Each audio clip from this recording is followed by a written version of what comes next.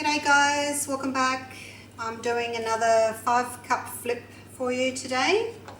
I've started layering my colours just because it takes quite a while and I don't want to run out of memory on my card, so I've started. My medium for today is 3 parts floetrol to 1 part PVA glue to half a part of pouring medium. I'm using global pouring medium, but you can use liquitex pouring medium, you can use Vallejo, you can use GAC, whatever you've got, doesn't seem to matter. And then I've mixed my paints, 3 parts pouring medium to 1 part paint. And I've got all global colours in this pour. My one from earlier today had a mix of Liquitex Basics and Matisse, and I was trying to see whether or not a better quality paint would give me a better shaped cell. It did, I think it did in a way, but the Liquitex Basics is so thick and the Matisse is so thin. It was just difficult getting the consistency right for all the paints. And when you're pouring, your consistency needs to be the same for all your colours, just so the paint flows nicely. I'm just finishing off all of these, and then once I've tipped the cups over, I'll go through what the paint colours are. I've got some blues and some greens, a little bit of copper, and some white. Finish off this last bit of blue.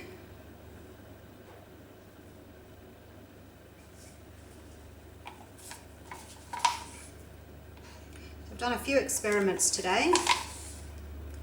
The last one I did, I scraped, you can see the canvas here. It was Liquitex Basics and global, and the Liquitex Basics is just too, I find it too thick for my pouring medium that I use. So unless I want to start adding water, it's probably not for me, and I don't think I got that better result from it. Skip that one because this cup needs a little bit more paint. So going back to my global paints. And I know that I'm going to get the consistency right with those. And I have got 2 drops of silicone oil, treadmill silicone oil, in each of my colours. 1, 2, 3, 4, 5. So I had 7 colours. Didn't put any in the white. So that's 12 drops for the whole canvas. It's a 40 by 80 centimetre canvas, which is a 16 by 32 inch. And, okay, this is my pouring medium that I've made up. 3 parts floetrol, 1 part PVA, half a part of the pouring medium. And I just keep it in there. And my treadmill silicone that I use. And the paints, the colours are white, cobalt blue, coastal turquoise, which is basically just a turquoise with a little bit of blue in it, copper, for a little bit of a beachy theme to go with the ocean colours, deep sea, that's a nice greeny blue, dark greeny blue colour, marina, really pale blue tone, and my favourite, navy, deep space. Okay, so let's get to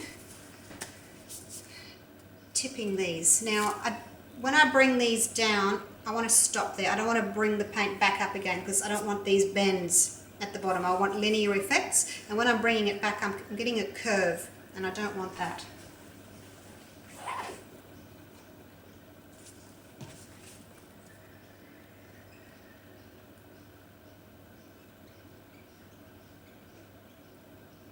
Just try and spread that out a bit.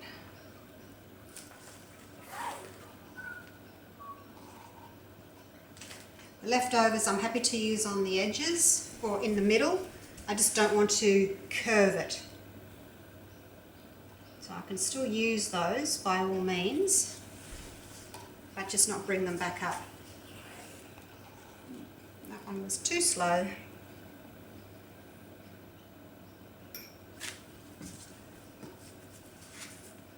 Just bring that down a bit.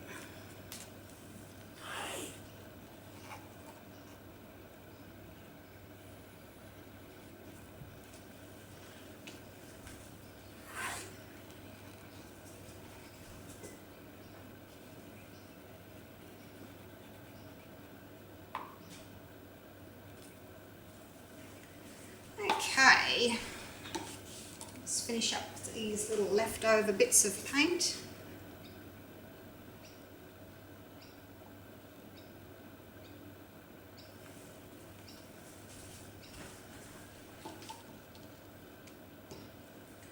I think that'll be enough. I'm never as happy with the leftover bits as I am with the full cup tilt.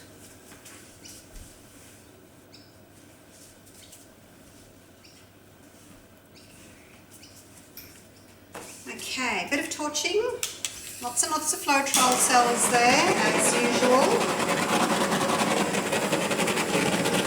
Popping some bubbles.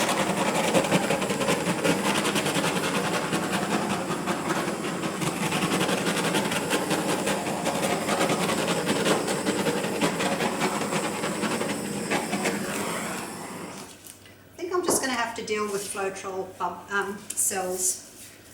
Tried other mediums, adding more PVA, cutting down on the floetrol, and I just don't get a good effect. So I'm just going to have to agree to disagree with these floetrol cells and just be happy with them. Okay, so we've got some gaps here. So what I'm going to do is, while we've got the most amount of paint on the canvas, I'm going to tilt this way and cover these gaps. A little bit more paint here that I can use on the corners, along the edge there.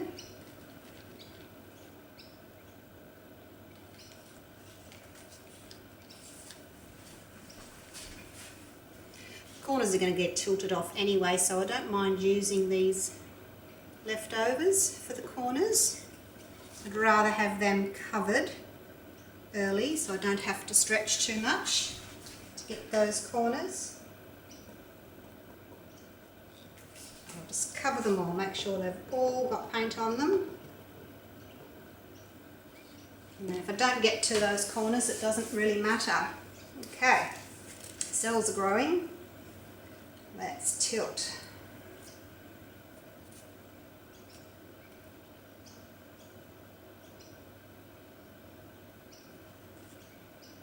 I'm going to have to go a bit side to side to get these gaps.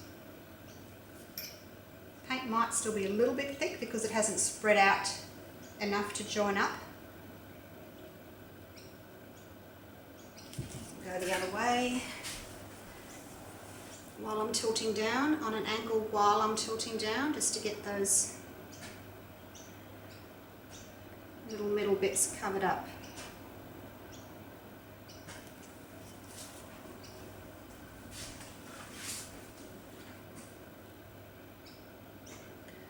Still trying to get these bits here, which are a problem.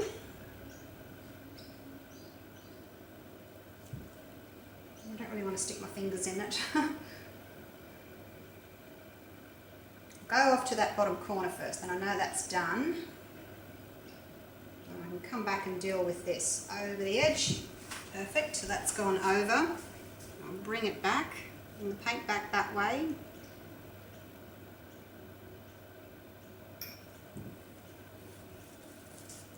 It's just these bits here that I'm going to have to put some paint in there just to help the rest of it flow.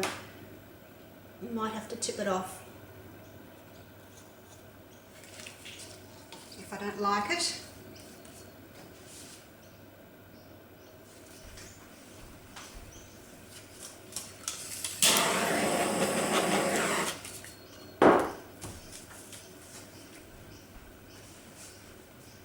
Okay, here we go. Now, no, tip this way, that way, and down. Sorry if you can't see this bit. I'm just trying to get that last bit of paint to run off. Really not liking that section where I've filled all that. I think I'm just going to have to just tip it. I have to tip it off.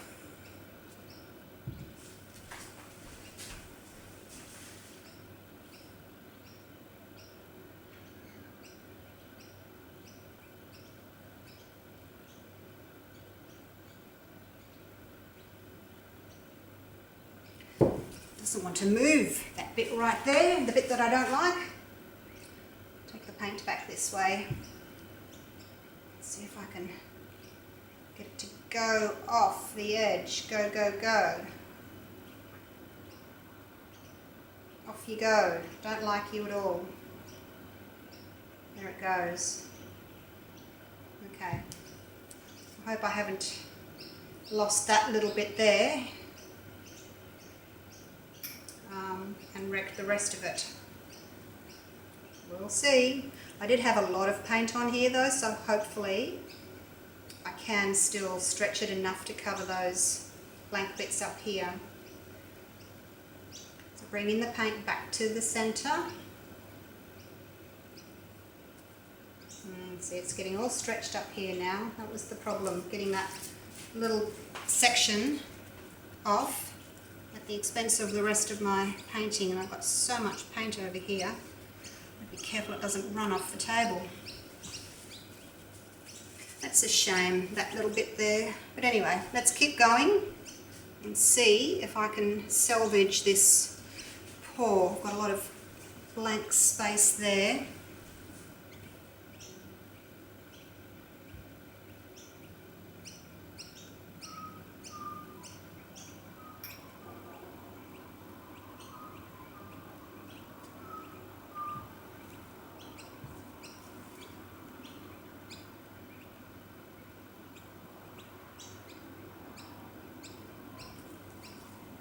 See if I can get the paint to go over to that corner. Just moving it back into the centre a little bit so that I can use the weight of it to change direction and go that way.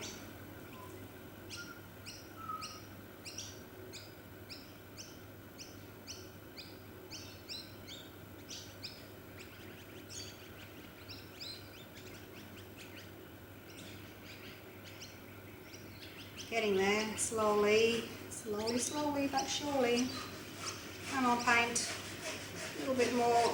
Okay, that's it. I have elongated everything.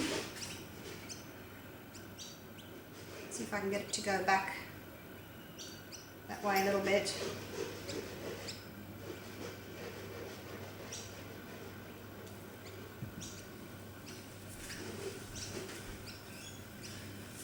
Okay, I think I'll leave it like that. I haven't got my straight lines, but that's okay. It's kind of horizontal. As long as they're not rounded anywhere, as long as they're still following a line, I'm happy with it. I can deal with it. All right, little torch. Let's see if we can get anything else to pop up.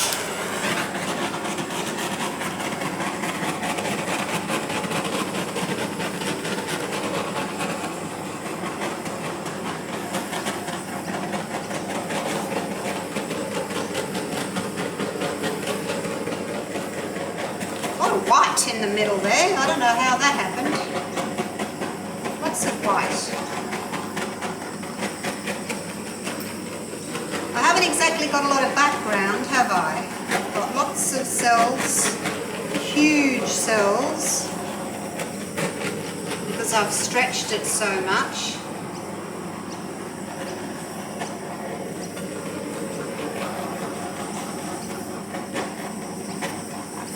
Trying to get some more little cells to come up to balance it, just so that I haven't got all big ones. If I get some little ones up as well, it will just help it balance it, big and small.